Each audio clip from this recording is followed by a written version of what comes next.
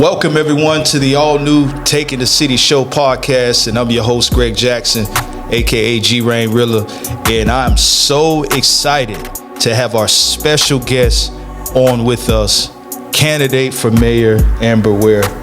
Welcome to the show. We have a lot to talk about in a short time, and I'm so excited. So for those who may not know you, tell a little about yourself and what led you to run for mayor. Well, my name is Amber Ware. I was born and raised here in Fort Myers.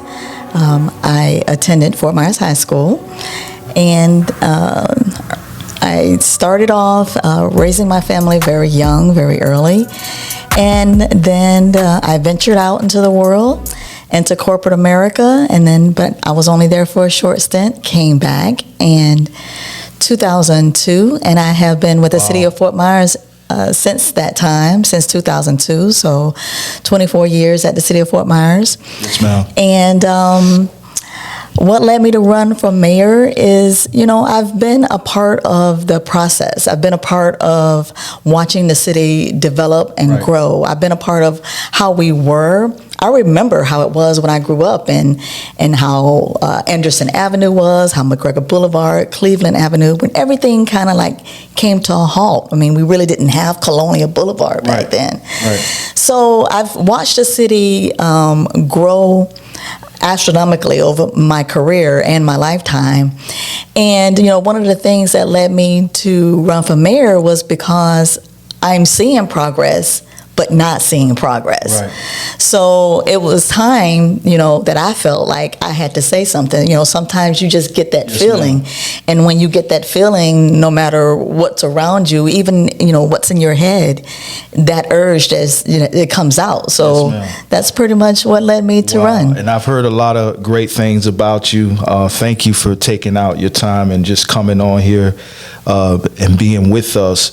I'm a firm believer in being a part of the solution and not the problem. And so I honor you for taking a stand, and with many other leaders seeing situations, and you're having the willingness to bring the solution to the problem. Yes. And that's great, man, because a lot of us, we can talk about the things that are going on, but we need to get off the sidelines and get involved. That's definitely true. So I appreciate you for that. What life experiences have shaped your style of leadership? That's a great question. Like I said before, I was a young parent.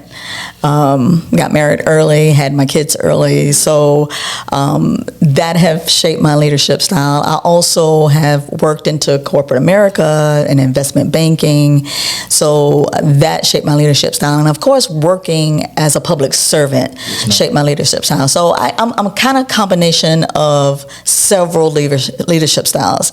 I'm a big picture thinker. Right. I think about tomorrow, the future. I think about that a lot. Not just in the aspect of the city, but in my own personal aspect, in my own personal life, my family's life, my children's life, grandchildren's lives.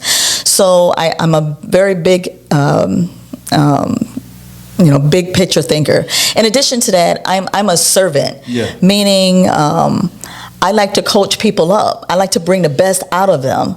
So that's a big part of my leadership style, is the fact that I like to see what's good in folks, because everyone has something to offer. Yes, you just have to hone in what that skill set is and be able to bring that out of them, because sometimes they don't quite know, they don't quite understand it. So as a leader, you have to be the one to pretty much cheer them up, to bring that aspect out of them. And then sometimes I have to be a little bit authoritative.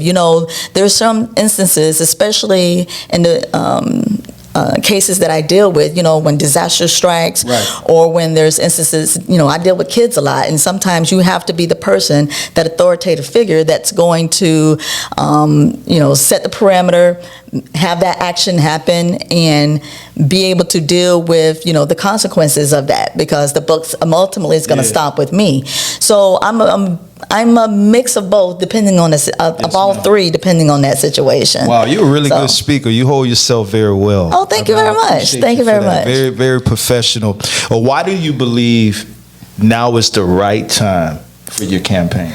I believe now is the right time because like I said, I've seen the city grow. I've seen the city when we were stagnant at about 50,000 residents, and we were just muddling along. And even before the pandemic, right, there was a spark of growth within the city.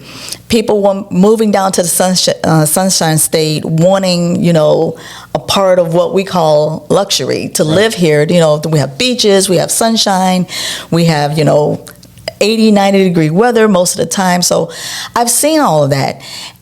What I have not seen is us keeping up with that growth. Right. And, you come to a point in your life that you feel that you have the skill set, the knowledge, and the know-how to get things done. Right. And you're watching things not be done. It's like, I have to do something. Right. Like I said, that internal urge just got into me and I just couldn't let it go. Right. So I felt that this was a time. I pretty much accomplished most of what I can accomplish in my career. So now it's like, this is what's next for me. So I wanted to take that leap of faith. That's so good. So for the next 4 years, what is the vision that you have for Southwest Florida, for Fort Myers and Dunbar? The vision that I have for Southwest Florida is for us to be able to maintain where we've come. Meaning, normally you're preparing where you're going. So we've gotten there, but we haven't prepared to where we were going. So we need to catch up. We have a lot of catching up to do. We have a lot of families that have moved into our area, but we have no services to provide for them. We have no art and culture to provide for them. We have no parks and recreation to provide for them. And all we have is a lot of talk about it. Yeah. We have a lot of talk about it, but we haven't done these things. And the bad part about that is our comprehensive plan had already had these things in the motion. They have already planned. I mean, we had plans from 15 years ago that talked about this. Right. But they've been sitting in books on shelves and have not been implemented. So my next 4 years is going to be to implement those things to catch us up to where we should be. Wow. Because we've had enough of the promises, enough of we're going to get that done, and enough of let's meet about it, let's talk about it, let's design it, let's have, a bunch of charrettes about it. We've had enough of that. It's time to put some action to the groundwork that we've already laid. Gotcha. Okay, that's so good. My next thing, if Amber Ware is elected, what are your top 3 priorities for 100 days? My top 3 priorities for 100 days is, first of all, transparency. Our citizens do not know what is going on, how much we're spending, where it's going. Transparency is key when you're dealing with public dollars.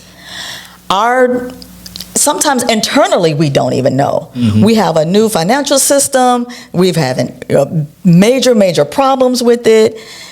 Department heads don't quite understand how this thing is supposed to work.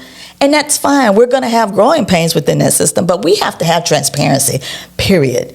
Right. We have to keep the people involved and aware of what is coming up and what is going on, where we're spending their money.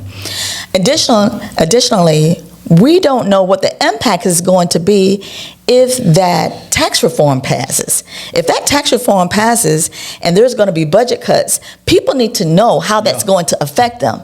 We have tons of communities that's already talking about that to our citizens.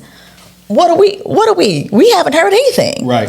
We haven't heard a single thing on how that's going to impact us. We know it's going to impact us, but how is it going to impact us? It'll be my job to make sure that people are aware what those impacts are on their daily lives. In addition to that, I want to make sure that the priorities of our budget are for the major concerns, major impacts, and utility infrastructure are going to get done. Right. Utility infrastructure is what keeps your household running. It's the things that you don't see every day. The utilities, as far as water, the coming in and the sewer going out is a major problem. We have water problems that people are not aware of, and they need to understand how your water bill is going to affect you and what we're going to get done for that. Gotcha. So my first 100 days will be about letting the people understand the transparency of government and how we're going to move forward. All right. Wow. Yes. Wow. So the next thing we want to get into, let's talk a little bit about public safety. Public safety. The safety of our communities is very, very important. Now, Yes. I'm an activist against gun violence. Yes. I was that one who was a part of the problem before I became a part of the solution. Did a lot of time in prison. And I said to myself, especially around 2011, 2012, we had all the gun violence that was going on here in Fort Myers. And you remember, Yes. young people was just dying every day. Yes. We had the Andrew Faust situation. We had the Club Blue situation. And my heart is dear to these kids. We're in the juvenile justice system, and kids come. One of our kids are out there. They come through our doors doing community service hours. So this portion right here is dear to me. Yes. And so how would you take the steps forward in helping reduce crime? Helping reduce crime is a everybody problem. It's not just a city government problem. It's not just a police problem. Right. It's every entity, every household, every family. It's all of our problem. Right now, you know, one of the major topics is that crime is at its all-time low in Southwest Florida. And that might be true. But is it at its all-time low, or did it just get pushed to another area? Because ultimately, all of it, regardless if it is in the city limits or in the county limits, it still affects us, because these families are all interchangeable within both Lee County, meaning Lehigh, North Fort Myers, Cape Coral, and the city limits. So what needs to be done is that everyone has to be a part of this solution. Right. So who's going to bridge that gap to make sure that everyone is a part of the solution? Right. So I'm talking about churches. I'm talking about schools. I'm talking about local families. All have to be a part of that, because our young people in every generation, I mean, I grew up in the 80s and the 90s when we had New Jack City. Yeah. It was crazy. Yeah. It was insane. Yeah, Anderson, when they called it Anderson Street. Anderson Avenue. Days, yeah. Anderson Avenue, Michigan Projects, Palmetto Projects. I hung out in Palmetto Projects. Exactly. The bottom. I was raised in the bottom, 2823 Economy Street. Yeah. So I know what it's like to have to live through gun violence, but I also know what it's like to have to be able to come up with solutions. And you have to be brave enough to tell that truth. You have to be brave enough to tell these families and tell these moms, hey, if you know your child is doing wrong, you got to be a part of that solution. You can't just keep okaying this stuff, because that behavior is not good. We need to get these kids involved. These kids have to have positive things in their lives, positive outlets in their lives, because kids are active. They're energized. They want outlets. But if we don't have any outlets for them, they're going to create their own. Every time you take away a program, they're going to find something to do, whether it's positive or negative. And if we're not the ones that are creating things to keep them engaged, we're doing a total disservice to the next generation. Because how are we going to fuel our own city if we don't have what's needed for them to become adequate adults? And just so you know, I fully understand that all of the responsibility is not on Amber Ware. Oh, no. And I love it that you said about the community, because there's a lot of things that are out of our control, but there's a lot of things that are within our control. So, you know, we expect these people, when they get into office, we expect them to do everything, but the community plays a key role. Getting out and voting, and also going out, being a part of the solution, and leading by example. That's one of my main things, is leading by example, because like I said, if I can't reach the households to take responsibility of what's going on within their household, then we're never going to make a change. And that's not just the Amber problem. That's a Fort Myers problem. That's our old Lee County problem. All of us have to be a part of that. And it really starts with that person making that connection. You can't just sit there and point fingers and over police and put the hammer down. How are we really going to make it so that people feel welcome and open to tell what's going on, welcome and open to, to talk about the situation? Right. So if we're not talking about the situation because, no one wants to be the snitch and no one wants to really talk about this family or really deal with this street or really deal with that neighborhood, is it going to ever get fixed or is it just going to get pushed to the side? You said something else that's so key. And I see this because y'all know I'm very active in the community. We here in the community, the Dunbar community, in a lot of urban cities all over America, there's always trust issue. Yes. And if they don't trust you, people aren't going to open up. They're not going to open up. But when you build relationships with the people, and I think that's another thing that we need to see in days ahead, we need to see more of bridging the gap between the community and law enforcement. Yes. Maybe having like a whole entire day where we do a huge round table, set up a long table and have all the kids come out, do a full dinner for them, just coming up with different things where we can really bridge the gap with the community, man. I think that's very important to break down those walls. Yes. So people can. We have to break down the barriers because, like I said, people have to trust their law enforcement agency, and the law enforcement agency is a public servant that works for the people. So it's a two-way relationship. It is. And on top of that, our law enforcement agency has to be an agency from within. Yeah. You're not in another country that we've invaded that is just there to control that country. Mm-hmm. You are a part of that community that you're working for. Those beats, those are your streets. Right. Those neighborhoods, those are your neighborhoods. Right. So our law enforcement agency has to be an agency from within. Right. And we have to consistently recruit from within. Yeah. That's a major part. That's a major part of having a great community, is that the fire department, police department, public service workers, school teachers, all of them are the ones who are living in the community that they're working in. Because if they're not invested in that community. Right. So that's huge in making sure that your community is long lasting. Right. So my next question, this is really good stuff. We got to get Amber Ware back on here. I'm always welcome. My next question is, our young people are searching for hope. I've done some research on you. You've been like you said, you've been very involved with the kids, Firecats, STARS program. Young people are still searching for hope. Yes. And for a lot of them, they feel as though, and I believe you'll be very transparent with me on here, they feel as though sports, I love sports, by the way, but they feel as though sports is the only way out, right? But that's not true. No. We have a lot of successful people from right here in our own backyard. We have the Joe Norris. We have the list goes on and on. So just talk a little bit about that. Our youth, they're searching for hope. How can someone like Amber Ware continue to help come up with other things other than sports? Other than sports. Young people do? I'm glad. That's a great question. How I can come up with other things other than sports.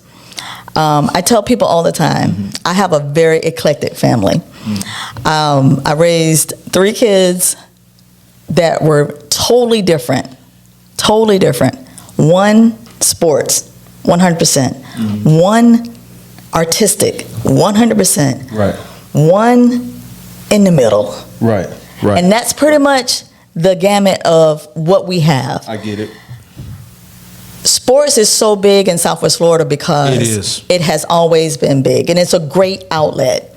However, if you don't have art and culture, music in your community, that expands the mind. If you don't have technology in your community, that prepares them for the future.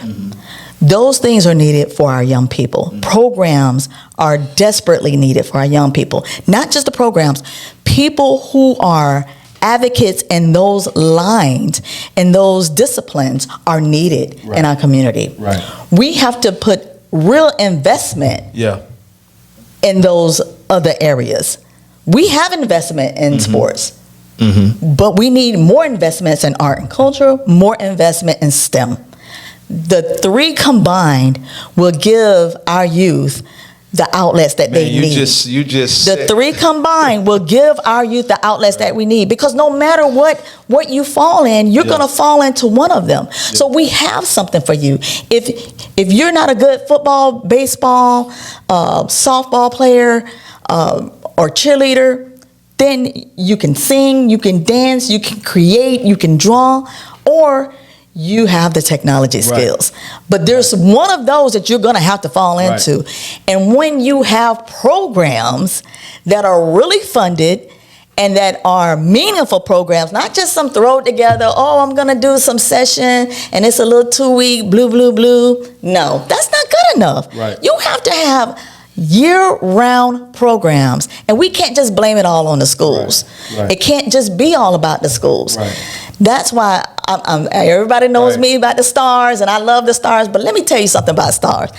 My goal when I got the Stars was to keep busy from the time they went to school to the time they go to bed. And I take that job seriously because I know, as a child who was raised in Dunbar and a kid, preteen especially, who ran the streets of Dunbar, if you're not busy as a kid, you're going to find something to keep you busy. Yes, ma'am. And that's what we do. We need to make sure our kids are finding the niche that is within them. Yes, ma'am. And then we're going to bring the best out of them some type of way, shape, or form. And it's not just about Stars, but the city as a whole has to put more into our youth programming, period. So this is good. This is really good. This leads me to our next, I can tell you did your homework. This leads me into the next question. Economic development. Oh, yes. Right? So how does Amber Ware, if she's elected, how does Amber Ware supports new businesses and small businesses in Dunbar and beyond? Dunbar and beyond. That's the key. I am a 100% proponent for small business. The small business is the economic engine for any city, any community. You can't have a community without small business. You need those anchor companies, meaning the major corporations. They're anchor companies. They're going to supply the bigger jobs. However, small businesses in any city is what drives their economic engine. They're the ones who employ the most people. They're the ones who get the most done. They're the ones who have the boots on the ground, first and foremost. So economic development for me in the city of Fort Myers, meaning helping more small business. We have tons of programs, federal programs, local revolving fund loan programs where we have micro loans for small businesses. We can do, I have 4 zones that I want to concentrate on in my economic development plan. Zone 1 is MLK, of course. MLK is a direct transport into downtown Fort Myers from I-75. MLK should have been revitalized since they made it a 4-way road, but it wasn't. It was left as a desert. It was left as a desert. We're going on 30 years there. Now that is number 1. MLK has to be our economic engine. Number 2, Palm Beach Boulevard, another direct corridor from I-75 into downtown. That needs to be revitalized. Number 3, Fowler Street. That has to be revitalized. And then number 4, Cleveland Avenue. Cleveland Avenue, for the most part, has kept up, but we still have pockets that need to be done. Those are your main 4 corridors within the city of Fort Myers that have to be able to be your economic engine. If they're not working together, then we're going to have problems, because what's happening is people who live in Fort Myers have to travel too far to go to work. They have to travel too far to get the resources that they need. They have to travel too far to, like, Dunbar doesn't even have a bank. We don't have a bank. You know what? So we don't have a bank. You're touching on something now. So, we don't have a bank. We have small grocery stores, but those small grocery stores through the CRA can have big impact. Meaning, Right. if you have the aesthetics, if you have adequate parking, if you have clean spaces, Yes, ma'am. then those things can actually expand. Yes, ma'am. So if we're not putting in those investments in the small businesses that we have, how can we bring in anchor This businesses? is getting good. We got to have you to come back. We got to move quickly. I'm just saying, hey, I just can stay on talk, this man. real I quick. can talk forever. No. This is a absolutely you touching on some stuff. So before we move on to the last question, I'm still considered, according to society, as a convicted felon. Mm-hmm. When I got out, before God put me in the situation that I'm in, it was hard for me to find a job when I got out of prison. Mm-hmm. Right? A lot of people, returning citizens who are getting out of, they're still citizens, everybody. They are. They're still people. We all make mistakes in life, right? It's not how we start, it's how we finish. That's right. Right? So don't be judgmental.